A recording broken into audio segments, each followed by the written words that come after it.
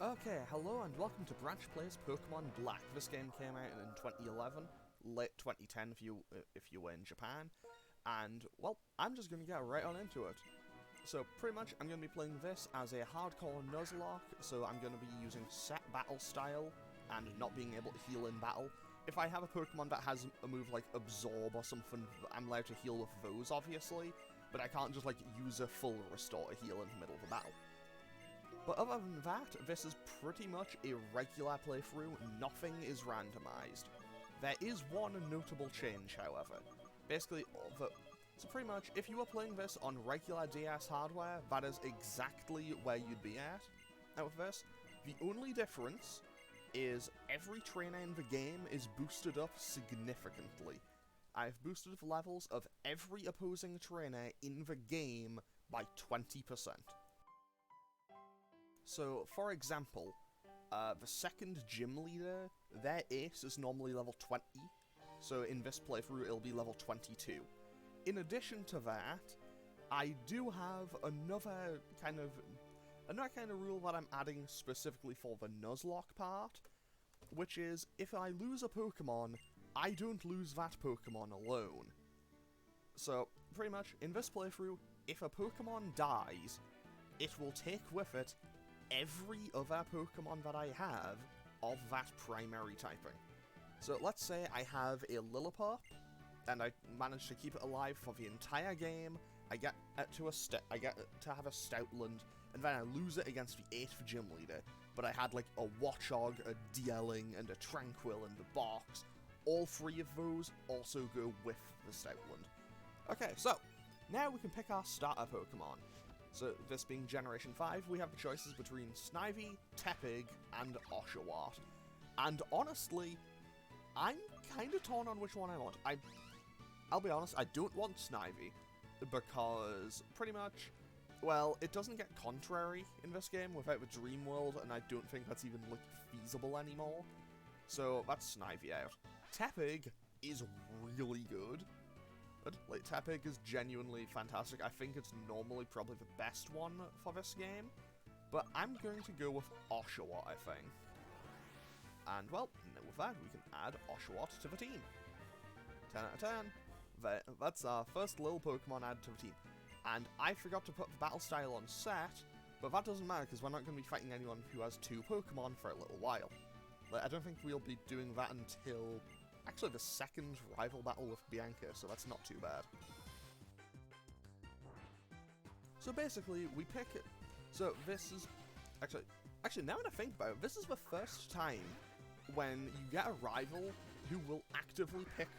Like, you have a rival who will actively pick the Pokemon that you are strong against. I mean, to be fair, I think that makes a lot of sense rather than just having like the one just be kind of left there by itself.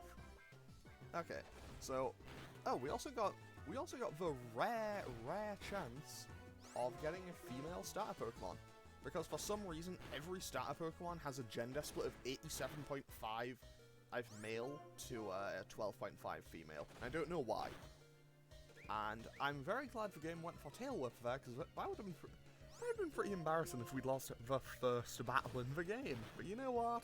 I will take a win. I mean, obviously the Nuzlocke hasn't started yet because we haven't had the chance to catch another Pokemon, or at least we haven't got Pokeballs and Pokedex yet, but still. And with that, our room is now trashed. Because of course, we just had a Pokemon battle in what isn't exactly, actually I would say isn't the biggest room in the world, but still, it's, yeah, someone has to clean this up now. Also, thanks to Sharon, who is now just going to patch up our Pokemon. Also, I apologize if I'm pronouncing his name wrong, but I don't know, it sounds better than calling him Sharon, so I don't know. Like, I don't know how it's actually meant to be pronounced, but whatever.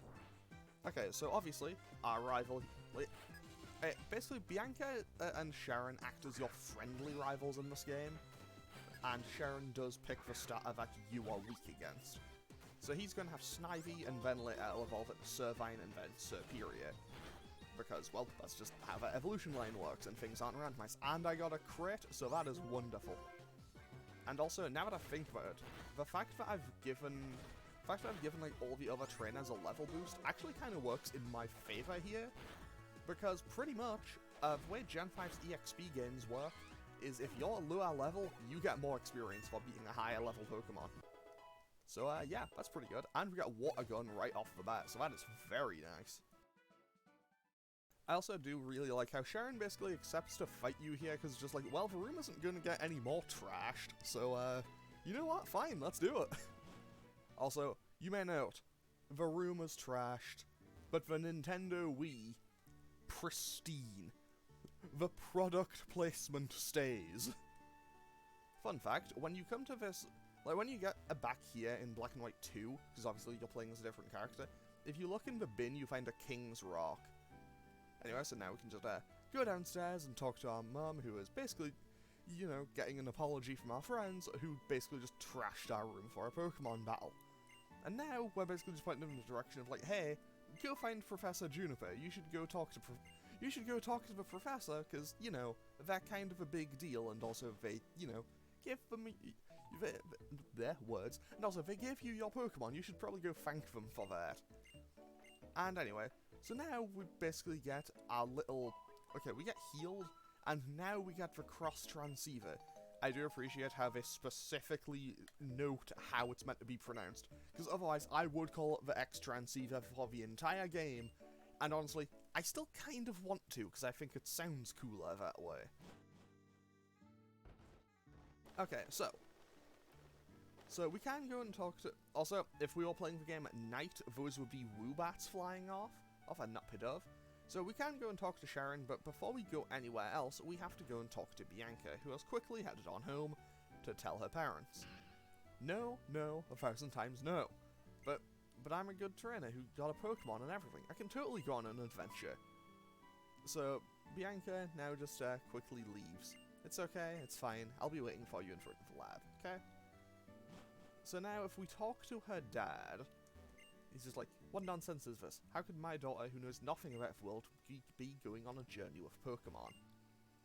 Don't worry about my husband, dear. He's just being overprotective. All children go on adventures with Pokemon. It's part of growing up.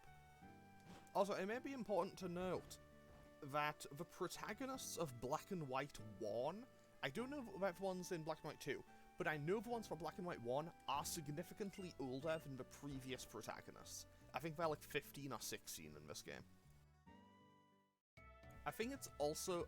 Actually, I think characters in X and Y might be slightly older than that as well. I don't know. I don't know, like, all the character ages exactly. Okay, so now we get introduced to Professor Juniper, who is going to give us the Pokédex. And also, I don't really have names planned for any of my Pokemon. If you've seen any of my other playthroughs, you probably know that by now. But worst case scenario, I can change it when I get to Castelia City. Like, if I think of a name, I can change it when I get to Castelia City. Or, alternatively, if I could just, like, open up PK Hex and just change the name from there if I have to. Okay, so pretty much, now we'll be told, hey, will you go complete the Pokédex for me? You know, standard start of a Pokemon game stuff. And well, now everyone gets to go on the adventure in their own way, basically. And now we're going to get the catching tutorial when we quickly head on out of town. So pretty much, yeah. So now they're just on about travel and everything. And now our mum is waiting outside for us to give us the town map. Also, it may be important to note, the reason I felt comfortable giving this game a 20% boost over some of the other ones is I have played this game a lot in my time. Like, I have probably played through this game more than almost any other Pokemon game. It's either this, Pokemon Ruby, or maybe Platinum. But I think I've probably played through this the most. Anyway, with that, we can now leave Nuvema Town, and we don't actually ever have to come back. I mean, obviously we will come back, because you can come back and the professor will give you some TMs depending on your progression. I think she can give you, I think it's Hidden Power and False Swipe. Also, 10 out of 10, Bianca wants everyone to take their first step out onto Route 1 together. And so you get that little moment, which, it's kind of just a cute little thing, you know? And then everyone just walks in sync. Perfect timing. Okay, so now we got the catching tutorial, where she's going to use a Minccino to catch a Patrat. So basically she'll use like pound once and then throw a Pokeball. Like she'll use pound once, nearly kill the Minccino and then throw a Pokeball. So pretty much, on this first route, I have two options for my encounters. I can either find a Patrat or I can find a Lillipup. However, if I manage to just kind of duck and weave my way through the grass, the entire way up to the next town, I do encounter one more option. Because there is a surfing route off the side of this one, but obviously I can't surf for a good while. I think you need to have 5 badges before you can surf. No, I think it might be like 5 before you can fly, 6 before you can surf. I think that's how it works. Something like that. Anyway, we now have Pokeballs, and, well, she'll be going ahead to wait for us in Accumula Town, where we'll get even more tutorials about how the Pokemon Center works. So with that, you know, well, let's, okay, basically, Bianca is now going to be like, hey, why don't we see who can catch the most Pokemon on this route? Spoilers, they both end up with 2. Like, they both catch 2 Pokemon on this route. But first things first, let's have a look at our Oshawott. We have Impish Nature, so that's plus physical defense minus special attack. Honestly, that's not too bad. I do know that for some reason Oshawott has higher special attack than physical. Like, especially given how Duot and Samurott look, I really do think they should be the other way around. But they're like base 100 and base 108, I think. And then the Hisuian version of Samurott is the opposite. So let's quickly head on into this grass and get our encounter. So we'll get either Patrat or Lillipup here. I'm hoping for Lillipup, preferably one with Intimidate. And we get a Patrat. It's level 2. Okay, so this should be easy enough to catch, if nothing else.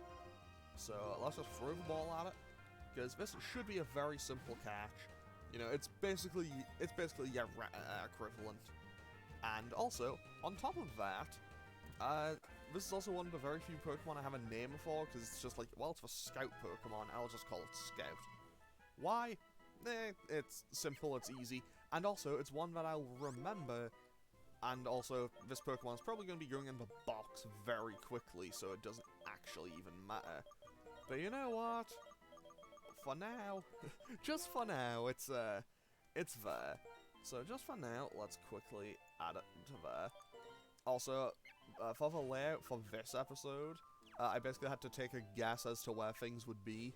So I went on basically wishful thinking. So basically, if we talk to Sharon, he's just like, yep, I have 2, Bianca has 2. So now, we compare and it's like, hey, we all have 2, great. Also, you don't get anything if you... Like, you can catch up to 6 Pokemon and then just nothing happens. Like, you could have a full party and just nothing. You don't win anything there. And now we have a Pokemon Center tutorial. But Sharon decides he's gonna... No, wait. Okay. For some reason I thought Sharon just goes on ahead anyway. Actually, what happens if I try to leave town? Like, I've never tried to leave town before. Oh, Team Plasma are blocking the way. Okay. They're still preparing. If you could continue to be patient. Okay, so I guess we gotta go and do a Pokemon Center tutorial. I'll be totally honest, I've had this game pretty much since it came out. I think I actually got it on release day. I've never actually gone and seen that bit of dialogue. Like, I've genuinely never gone and done that before. Anyway, now we're gonna get the Pokemon Center tutorial. I feel pretty comfortable just skipping through all this text, because we're gonna be like, hey, you should go heal your Pokemon. Also, here's the PC. It's like, you know how these things work by now. Oh, also, one more thing I should probably mention about the Nuzlocke rules. I'll have them all listed in the description. However, if there's one I forget, if there's something I forgot to mention, it'll be in there. Also, Bianca asking perhaps the smartest question in Pokemon. Just like, hey, it says someone's PC. Who is someone? Why am I sending my Pokemon to some rando? Why am I just sending my Pokemon to some random person's PC? Okay, so I'm gonna buy 10 Pokeballs, and that should be enough to get me my next few encounters. But now that we head outside, well, we get to have a meeting with, well, we get to get introduced to this game's antagonistic force. Also, I would like to note, later in the game, the third gym leader will say that he was listening to this speech. He is not present in this crowd at all. Anyway. My name is Getsus, I'm here representing Team Plasma. Today, ladies and gentlemen, I would like to talk to you about Pokemon Liberation. I'm sure most of you believe that we humans and Pokemon are partners that have come to live together because we want and need each other. However, is that really the truth? Have you ever considered that perhaps we humans only assume that this is the truth? Pokemon are subject to the selfish commands of trainers. They get pushed around and when there are partners at work. Can anyone say with confidence that there's no truth in what I'm saying? Now, ladies and gentlemen, Pokemon are different from humans. They're living beings that contain unknown potential. They're living beings from whom we humans have much to learn. Tell me, what is our responsibility towards these wonderful beings called Pokemon? That's right, we must liberate the Pokemon. Then, and only then, will humans and Pokemon truly be equals. Everyone, I end my words here today by imploring you to consider the relationship between people and Pokemon, and the correct way to proceed. We sincerely appreciate your attention. You know, and then, you know, the weird guy who basically turns up with a bunch of people dressed like knights, and they're all walk in a formation, you know, definitely couldn't be up to something sinister there. About that speech, what do you think we should do? Oh wait, that was an older person saying that, never mind. Liberate Pokemon? That's not even possible. And then the crowd disperses. And also, this is where we get introduced to N, who I still maintain is probably the best character in the entire series. Your Pokemon. Just now it was saying, slow down, you talk too fast. So, I would just like to note, N always, like, you can have this text speed set to the slowest, N always talks at maximum text speed. And as such, every time he talks, I'm going to try to say his lines as fast as I can. And not just about Pokemon talking, that's an odd thing to say. Yes, they're talking. Oh, then you two can't hear it either. How's that? My name is N. Then, Sharon, Branch, hello, hi. We were just asked to complete the Pokédex and just left on our journey. My main goal is to become the champion, though. Pokédex, eh? So, you're going to find many Pokemon and Pokeballs for that fun. I'm a trainer too, but I can't help but wondering, are Pokemon really happy that way?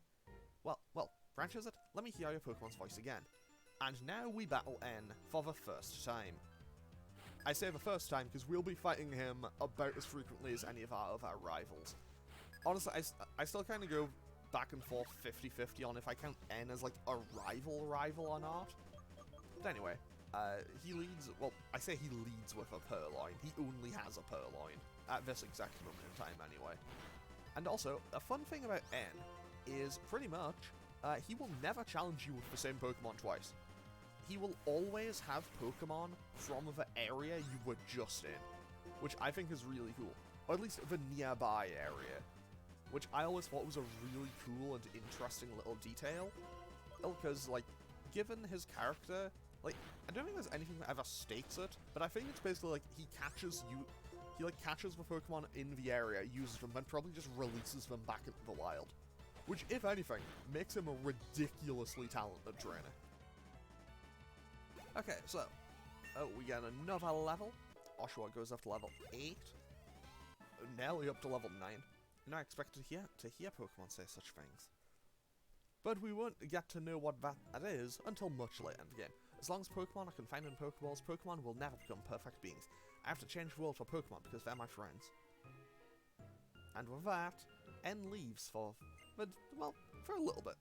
A strange guy, but I'm not going to worry about it. Trainers and Pokemon help each other out. Listen, I'm going on ahead. I want to battle the gym leader in the next town. Straight and see. Battle gym leader after gym leader. That's the best way for a trainer to become just. The best way for a Pokemon trainer to become strong is to challenge the gym leaders in each area.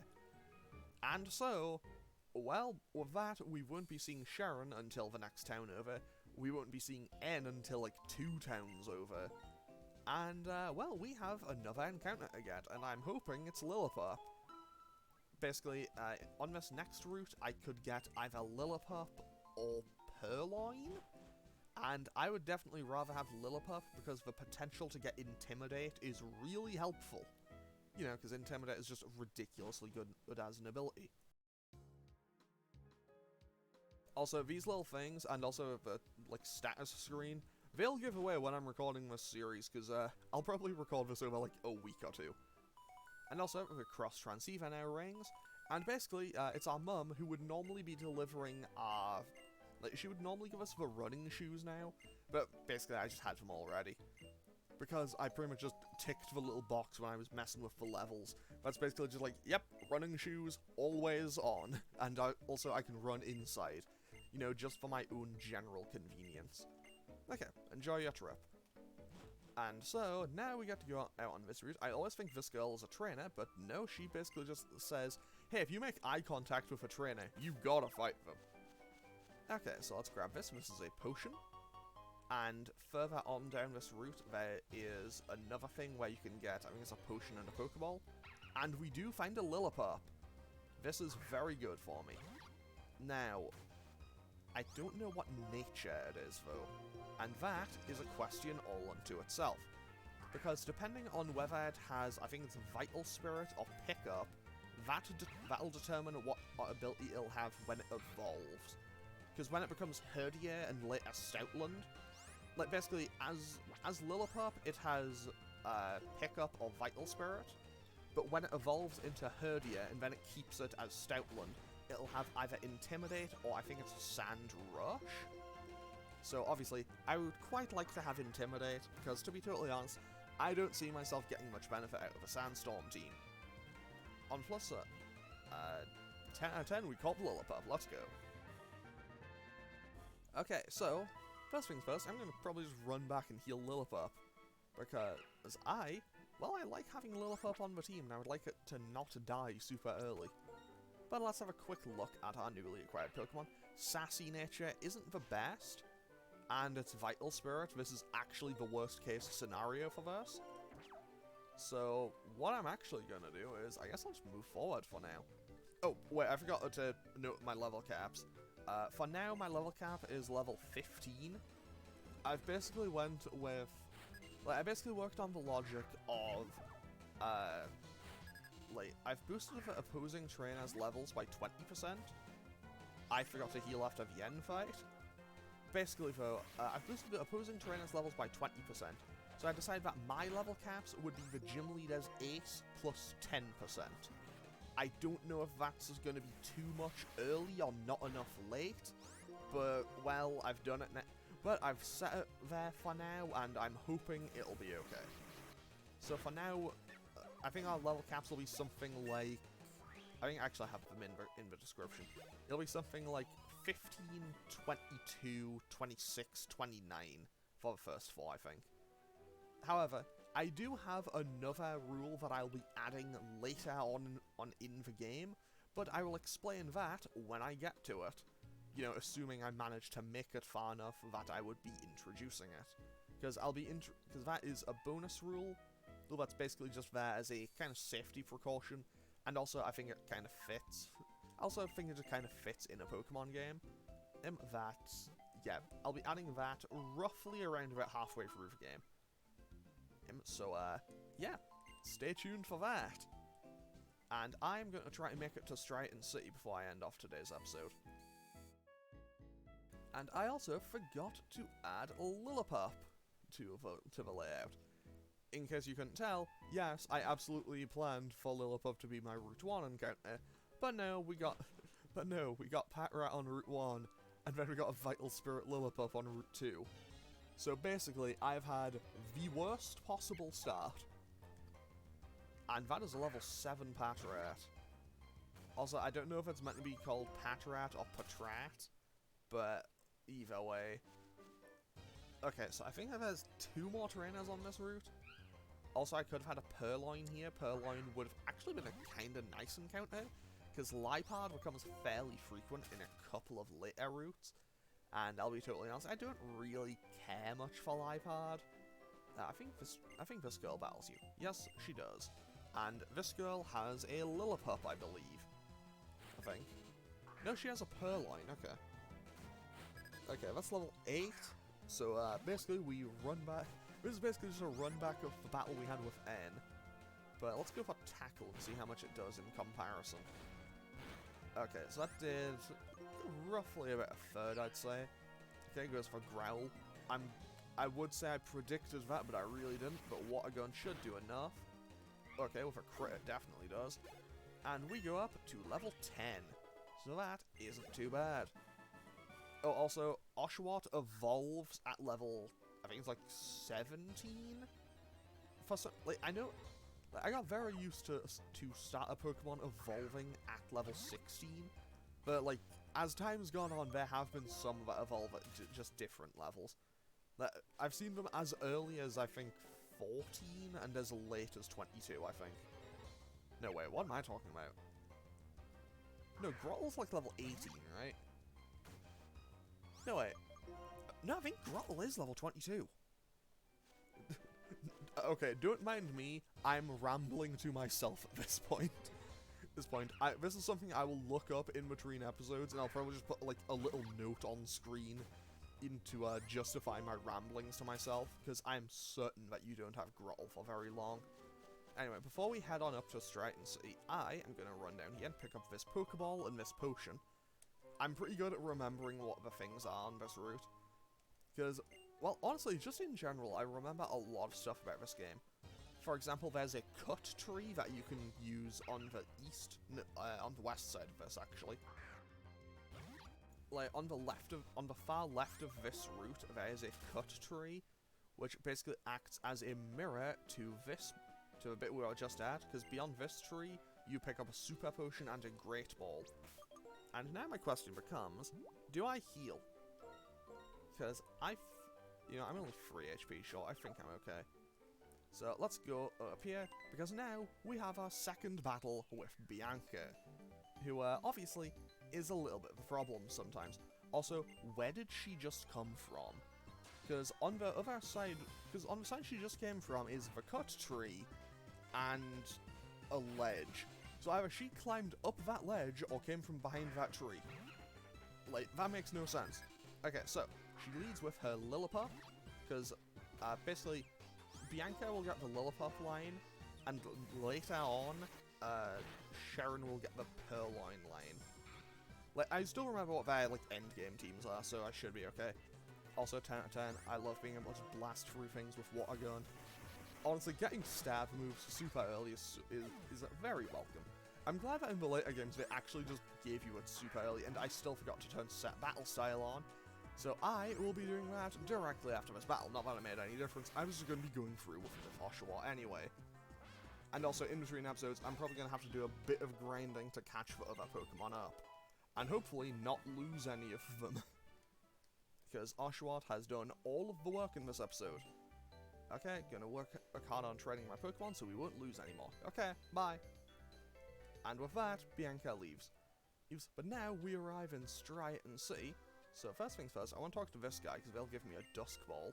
Which, you know, we're currently playing during the day, but hey, you know, could be worse. Free stuff is free stuff. And as we all know, we love some free stuff. So, basically, you actually have a fair few things to do around Striaton City. Like, you get introduced to the Dream Radar stuff, you have to go to the trainer school, you have the gym, you have the Dream Yard. But, we will be dealing with all of that stuff in the next episode. Because what I'm going to do right now is save, well, I'm going to heal, save, and end off today's episode.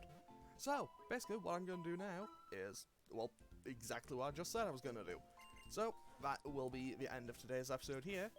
Yep, and hopefully, feel free to leave a comment or click any of the buttons below if you feel so inclined. And I will hopefully see you all in the next one, where we'll be earning our first badge. Unless things go drastically off the rails. So I'll hopefully see you all for that next time. Okay, thanks for watching. Later.